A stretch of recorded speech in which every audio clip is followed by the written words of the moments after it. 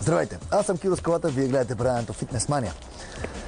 Нашето предаване днес се води от Чичко Филипов, човекът от българския андерграунд, човекът от софийския андерграунд. Чичко Филипов е човекът, който в последно време ме замества и отразява всички мероприятия, свързани с свободните двубои и бойните спортове. Последните няколко години, като че ли има бум на побойниците. Властта много стегна хората, вкара ги в страшен стрес. Те не могат да се бият на улицата, за да си разрешат проблемите по истинския начин и затова отиват на ринга. Стресът на съвременния живот, компютрите, медиите, интернета, телевизията отчуждават хората.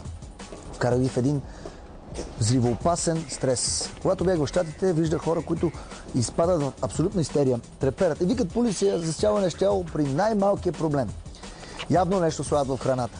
Истинските бойци, истинските машкари, които вече не искат да се бият по улица, защото ги арестуват, защото ударил шамар на някой тапак или му избил зъбите, защото си е заслужил, отиват на ринга. Това е хубаво, защото битките в България се регламентират. Днес нашето предаване е посветено на един такъв спорт, в който могат да ви чупат носа. Днес в град Бургас са събрали всички машкари от България, за да гледат един турнир по Муай Тай.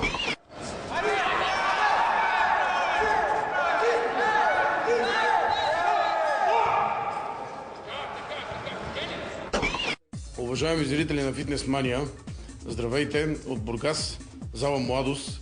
Днес се провеждат полуфинали и съответно в последствие финали по Муай Тай. Това е така наречения тайландски кикбокс, пардон.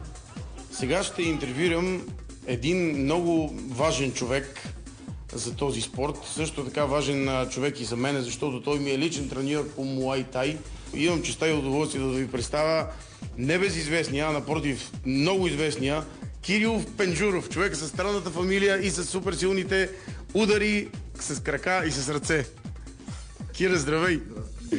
Разбрах, че има много сериозни битки. Ти ми се похвали, че на твоите момчета са достигнали победа. Даже някои получават медали, ще бъдат вече титулувани един вид, без да се качват на ринга. Ами да, направихме 5 финалиста, от които за сега имаме 3 златни медала до тук. Чакаме още 2 мача да се играят, плюс още 2 бронзови. И така резултатът за сега е такъв. Това, драги зрители, което ми е на главата, сега ще го сваля да го видите. Това е така наречения тайландски монкон. Да, това Кире, какво символизира? Това е един вид амулет. Всеки състезател си има личен такъв, който е много важен за него.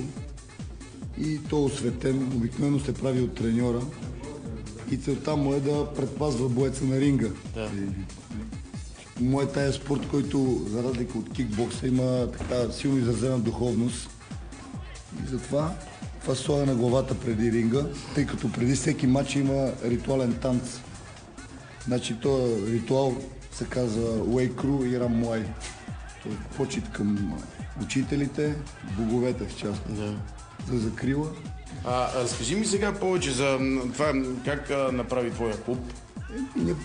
Аз винаги съм имал интерес към Муай Тай, тъй като той е стил, който мисля, че най-много ми отива, тъй като е много агресивен, твърд, много неща са позволени. Но преди години нямаше така, не беше силно развит, нали, и съм започнал с кикбокс. Но вече последствие се преобразувахме към Муай Тай и почнахме да работим единствено и само Муай Тай. Значи това е стил, който при него се търси максималната ефективност. Има много разрешени удари, колена, лакти, захвати, хвърляния, клинча е свободен. И затова и много хора, които практикуват да кажем ММА, идват да тренират Муай Тай, за да си оправят стойката, боя в изправено положение. Мисля, че това в ринг е най-ефективният спорт, който се играе. Разкажи за Тайланд. Това е много интересна страна. Значи в Тайланд този спорт просто е издигнат в култ. Това там е, да кажем, религия направо.